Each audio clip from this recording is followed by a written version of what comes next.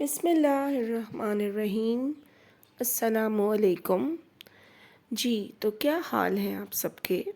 میری دعا ہے کہ اللہ تعالیٰ آپ کو اپنے حفظ و امان میں رکھیں اور آپ یوں ہی ہنستے مسکراتے رہیں۔ جی تو ابھی ہمارا کہانیوں کا سلسلہ حضرت موسیٰ علیہ السلام کے بارے میں ہی ہے۔ مصر میں فرعون کی حکومت تھی، جیسا کہ میں آپ کو پہلے بھی بتا چکی ہوں۔ اس کے زمانے میں جادوگری عام تھی اور ساتھ ہی نجومیوں پر بہت ہی یقین کیا جاتا تھا۔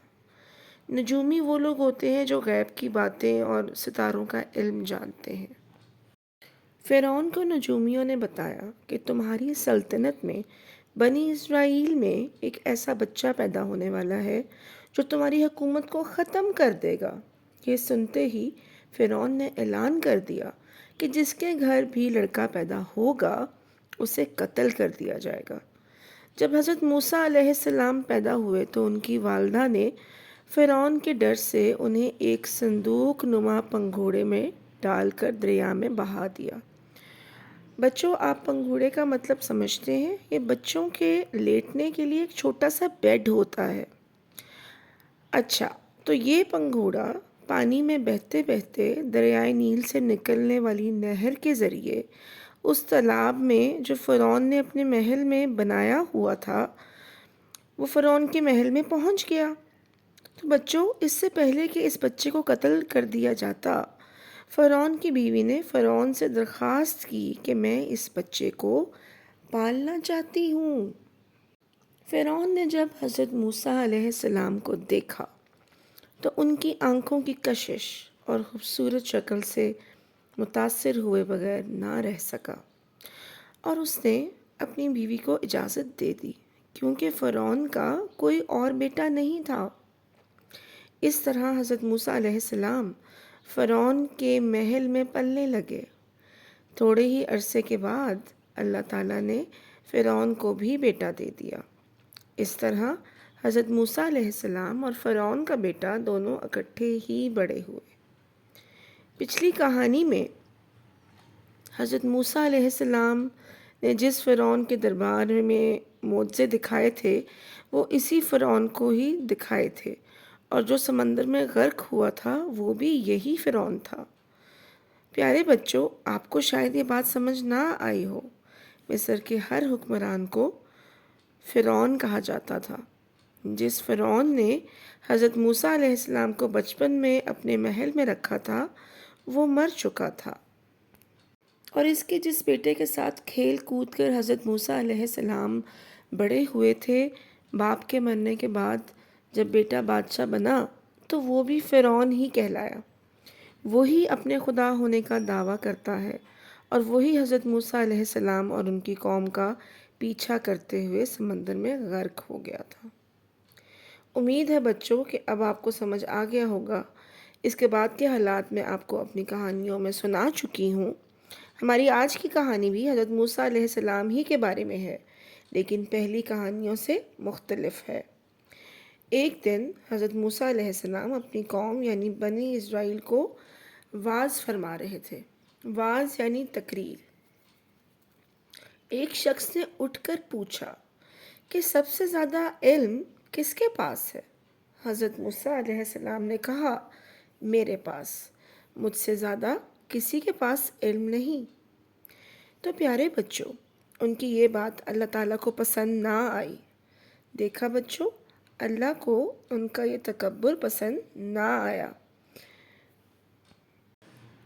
اللہ تعالیٰ کو کسی بھی چیز کا تکبر پسند نہیں ہے۔ حضرت موسیٰ علیہ السلام نے اللہ تعالیٰ سے معافی مانگی اور کہا کہ میں نے یہ بات اس لیے کہی کہ مجھے اپنی قوم کا علم ہے۔ اگر میں ایسا نہ کہتا تو انہوں نے کہنا تھا ہمیں آپ کی بات نہیں سننی ہے، بلکہ جس کے پاس سب سے زیادہ علم ہے ہم اس کی بات سنیں گے۔ اللہ تعالیٰ نے حضرت موسیٰ علیہ السلام کو معاف تو کر دیا اور کہا کہ تم ایک سفر اختیار کرو، اپنے ساتھ اپنا کھانے پینے کا سامان لے کر جانا، جس میں ایک مچھلی بھی ہو۔ جس جگہ وہ مچھلی تمہارے پاس سے نکل کر پانی میں چلی جائے اس کے پیچھے جانا اور جہاں دو دریا آپس میں ملتے ہوں وہاں تمہیں میرا ایک نیک بندہ ملے گا، اس سے علم سیکھنا۔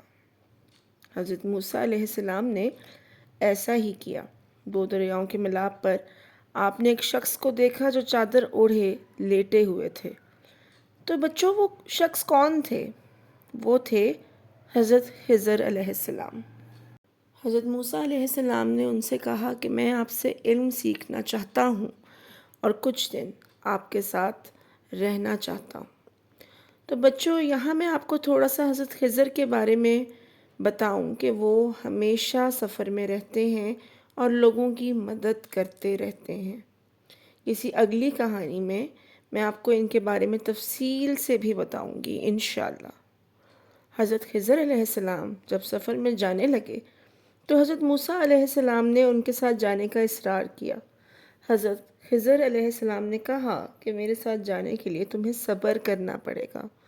مجھے پتہ ہے کہ تم صبر نہیں کر سکو گے اور سوال کرو گے۔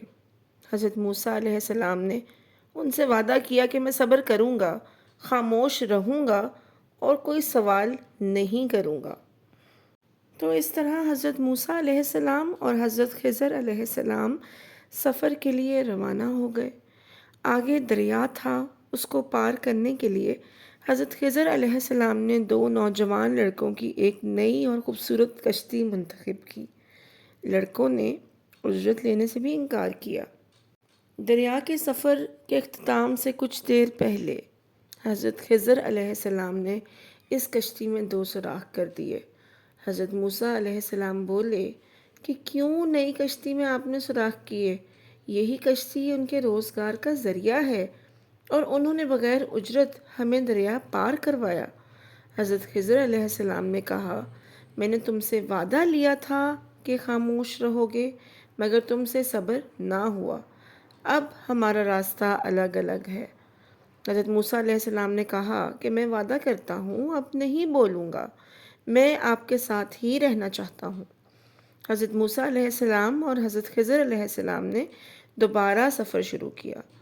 پیدل چلتے ہوئے ایک بستی میں پہنچے۔ وہاں انہوں نے ایک بچے کو قتل کر دیا۔ حضرت موسیٰ علیہ السلام فوراً بول اٹھے کہ کیوں آپ نے ایک معصوم بے گناہ بچے کو قتل کر دیا؟ حضرت خضر علیہ السلام نے کہا، میں نے خاموش رہنے کے لیے کہا تھا نا، تم مجھ سے الگ ہو جاؤ۔ حضرت موسیٰ علیہ السلام نے پھر کہا کہ مجھے آخری موقع دیں، اب اگر میں بولا تو بے شک مجھے اپنے سے الگ کر دیں۔ چلتے چلتے دونوں ایک بستی یعنی گاؤں میں پہنچے۔ حضرت موسیٰ علیہ السلام اور حضرت خضر علیہ السلام بہت تھک چکے تھے اور بھوک بھی لگی ہوئی تھی۔ حضرت خضر علیہ السلام نے بستی والوں سے کھانا مانگا لیکن انہوں نے انکار کر دیا۔ کچھ آگے گئے تو ایک ٹوٹا پھوٹا گھر تھا، اس کی ایک دیوار بالکل گرنے والی تھی۔ حضرت خضر علیہ السلام نے آگے بڑھ کر وہ دیوار مرمت کر دی تاکہ مضبوط رہے اور گرے نہ۔ حضرت موسیٰ علیہ السلام پھر بول اٹھے، اس بستی والوں نے ہمیں کچھ بھی کھانے کو نہ دیا، دیوار کی مرمت کا کچھ معاوضہ ہی لے لیتے تاکہ ہم ان پیسوں سے کچھ خرید کر کھا ہی لیتے۔ ان کی بات سن کر حضرت خضر علیہ السلام نے کہا کہ تم اپنے وعدے پر قائم نہیں رہے، لہٰذا اب ہمارے راستے الگ الگ ہیں، لیکن تمہارے جانے سے پہلے میں تمہارے سوالوں کا جواب دوں گا۔ میں نے ان نوجوانوں کی کشتی میں اس لیے سوراخ کیا تھا کہ دریا پار کرتے ہی کنارے پر ایک ظالم بادشاہ موجود تھا۔ اس نے سب سے اچھی کشتی پر زبردستی قبضہ کر لینا تھا، اس لیے میں نے اس میں سوراخ کیا تھا تاکہ روزگار کا یہ واحد ذریعہ ان سے چھن نہ جائے۔ دوسرا، بچے کو قتل کرنے کی وجہ یہ تھی کہ اس بچے نے بڑے ہو کر ایک برا انسان بننا تھا۔ یہ بات ماں باپ کے لیے انتہائی تکلیف دہ ہوتی۔